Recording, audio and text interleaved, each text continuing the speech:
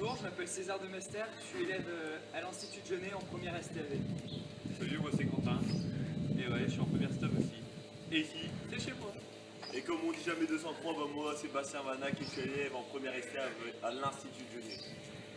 Et nous sommes là pour vous présenter ce qu'est le maïs en silage. Allez, à tout de suite.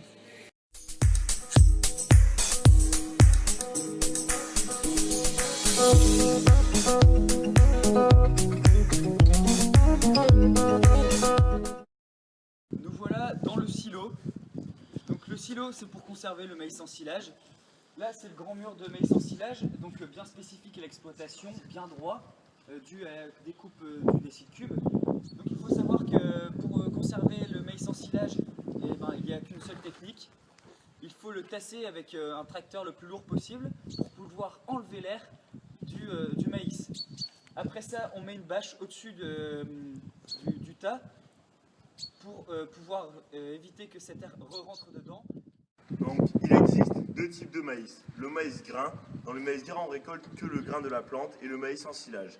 Comme nous l'avons vu dans le maïs en silage, on récolte toute la partie du maïs, toutes les feuilles. Le maïs grain, lui, est généralement utilisé pour l'alimentation ovine, porcine et les volailles. Là, on peut le voir, il est concassé pour permettre une meilleure assimilation. Donc alors comme on peut le voir ici, on va vous présenter le système de distribution de la ration, donc qui est bien spécifique lui à l'exploitation. Donc c'est un décile cube. Il va permettre de couper des cubes de maïs directement au silo avec des scies sur les côtés. Il va les couper de haut en bas. Une fois ces cubes découpés, ils restent sur l'outil. Ils sont acheminés directement à la table d'alimentation pour ensuite être consommés. Là, nous pouvons voir le tracteur qui recule dans la table d'alimentation. Il va reculer le plus loin possible pour toucher les anciens cubes pour pouvoir en mettre le plus possible. Là, il relève la lame du décile cube pour pouvoir retirer le cube.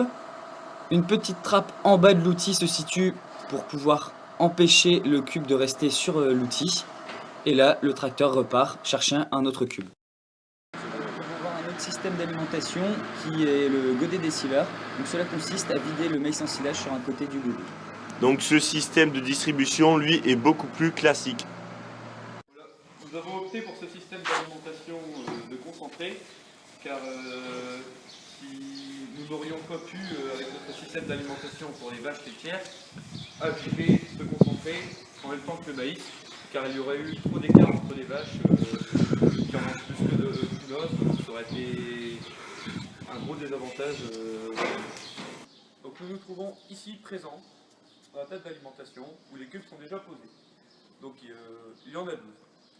Donc ici nous pouvons voir qu'il y a une alimentation minérale donc, que nous allons poser sur les cubes, sur le haut des cubes.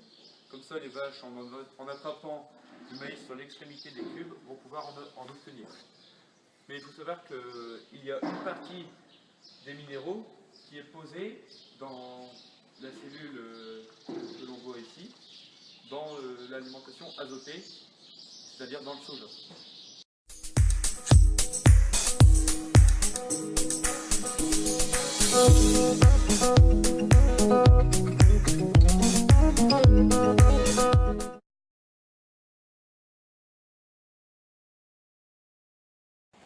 Vas-y, démarre!